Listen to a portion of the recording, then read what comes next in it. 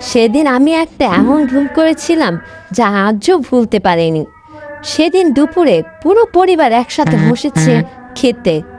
মা অনেক কষ্ট করে রান্না করেছেন, থালায় থালায় ভাত, মাছ, তরকারি আরও নানা ধরনের খাবার সাজানো।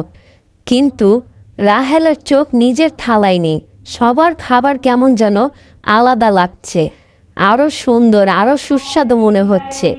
একটু একটু করে সে নিয়ে নিল।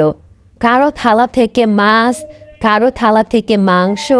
কেউ কিচ্ছু বলল না, শুধু চুপ করে রইল। খাওয়া শেষে রাহেল উঠতে গেলে হঠাৎ মা আস্তে করে বললেন, বাবা, তোর থালায় তো সবচেয়ে ভালো টুকরোটা রেখেছিলাম। রাহেল পেছনে তাকালো। তার নিজের থালা প্রায় অছোয়া। সেদিন সে বুঝল, অন্যেরটা সুন্দর মনে হয়, কিন্তু নিজেরটা আসলেই সেরা। ভিডিওটা ভালো লাগলে অবশ্যই সাবস্ক্রাইব ও ফলো দিয়ে পাশে থাকবেন।